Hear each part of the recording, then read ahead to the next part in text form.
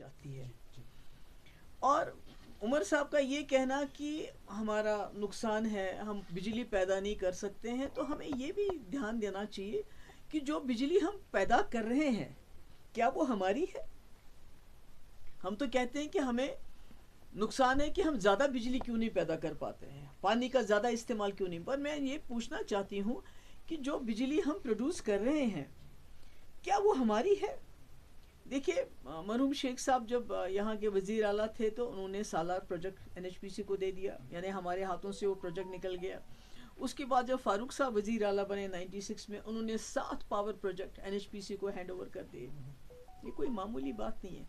तो मेरा ये है कि उमर साहब का और हम लोगों का फोकस होना चाहिए कि गवर्नमेंट ऑफ इंडिया जो हमारे पावर प्रोजेक्ट है, कम से कम 2 पावर प्रोजेक्ट जो पीडीपी ने बीजेपी के साथ जब सरकार बनाई थी तो एजेंडा ऑफ अलायंस में बीजेपी ने अग्री किया था, उसको रखा था, कम से कम 2 पावर प्रोजेक्ट, जैसे रंगराजन कमेटी बनी थी, उन्होंने भी वो रिकमेंड किया है, वो हमें वापस दे, हमें कंपनसेट करे। अगर आप पावर प्रोजेक्ट वापस नहीं देते हो तो फिर हमें पैसा दो, क्योंकि आप पूरे मुल्क में घूमते हो बीजेपी वाले, कहीं 200 यूनिट, कहीं 300, कहीं 400 यूनिट फ्री बिजली देते हैं।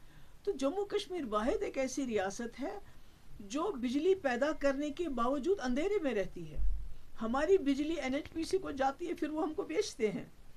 तो मैं समझती हूँ कि बजाय इसके कि हम इंडस वाटर ट्रीटी को एक इशू बनाएं और दोबारा और ज़्यादा तनाव मुल्क के 2 मुल्कों के अंदर पैदा करें, जिसका खिमियाजा बीजेपी को तो फ़ायदा होगा, वो पूरे मुल्क में इसको इशू बनाएगी, जैसे 370 को बनाया है।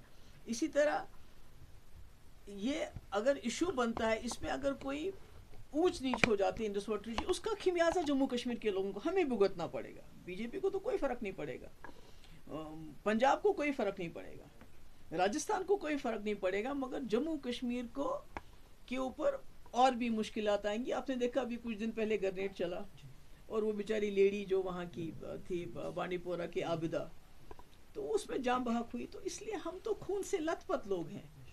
तो मुझे लगता है हमें सोच समझ के बात करनी चाहिए, और जो इश्यूज़ किसी हद तक सेटल्ड हैं 2 मुल्कों के बीच में, उसको नहीं खोलना चाहिए, क्योंकि फिर हम बीजेपी की लाइन टो कर रहे हैं।